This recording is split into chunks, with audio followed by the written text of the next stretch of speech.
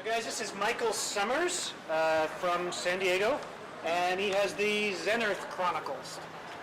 And hopefully the wind isn't going to take this right on down. We'll see. All right. Hey, how are y'all doing? I just want to start by saying thank you for the opportunity. It's really a pleasure to be here. Thank you. I'm pitching for the Sorry about that. I'm here to present for the Xenurth Chronicles. It's a fantasy story. It's a fantasy story that follows the exploits of, and that's just not going to work. That follows the. We don't need to see it. Put it right here. All right. We just want to hear what Follows the exploits of this as the main character. He's named. His name is Tyrek, and he's a sorcerer who has traded his soul in exchange for power and agelessness. So he'll never die of natural causes. But after thousands of years, he's completely bored with life now. Suffers from overwhelming ennui, but is terrified of death because he knows that he's going to go to hell when he dies. So it's a story about the choices that he has to make. Deciding where morality lies and what decisions that he can make in order to continue, or what is the purpose of his existence. If he knows that he's going to hell, what is the benefit of meritorious acts? Why bother with benevolence or kindness? And each of the characters in the world is a fully developed character, which I obviously don't have time to go into. And the interaction between these characters, each of them has their own backstory and their own motivations. It's the interaction between these characters that really draws the reader into the story. Likewise, I've tried to develop a fully fleshed out world with it's got its own histories, maps, things that aren't really necessary for the reader to have completely presented to them, but things that, when referenced subtly, help to draw the reader in. What are the stakes of the world that these characters exist within? The stakes of the world? It's hopefully, like all great fantasy represents or reflects our own world. It's not just something that's anybody can create an imaginary world with dragons, unicorns, etc. I tried to create a world where it reflects our own world, the way people have to make decisions without absolutes. There's no way of knowing what else is out there, or what else is going on in the world, what happens in the afterlife for sure. So it's a story about these people trying to exist. Do his decisions affect everything around him? All reality around him?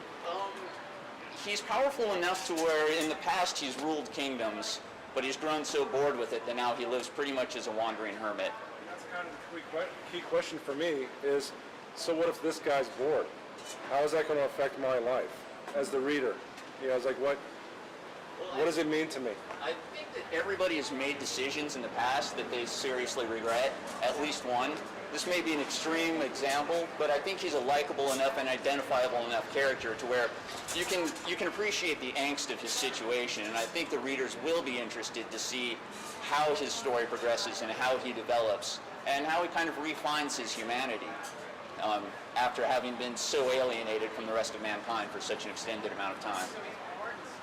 Does he end up going back to save someone? Actually, the story starts with a spell book that he has been stolen, and his motivation is to find it for purely selfish reasons. It's powerful, and he wants to stay alive. Why is it that what does he ultimately do with it? He's performed the rituals at different times to summon new powers, to summon infernal aid or various things at times of great need, which is what for himself, purely selfish reasons in the past. But along the way, he's going to encounter these other characters, and as he starts re-interacting with humanity and sort of refinding his place in the world, he'll start to appreciate the value of human companionship. Let me say, Michael, you look fabulous, and I am much more interested in you than I am this idea. This idea kind of bores me. You interest me. It's hard for us to connect with what you're telling us because it's a bit sketchy, and I'm not sure of the world, and I'm still kind of not sure of the characters and the stakes for the cast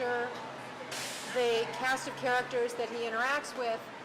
and the world. So it's very hard for me to grasp on to what the idea is. A suggestion of pitching later on is it's a story of a guy who, and make sure that if he is going to have an arc, he should go from selfish to unselfish.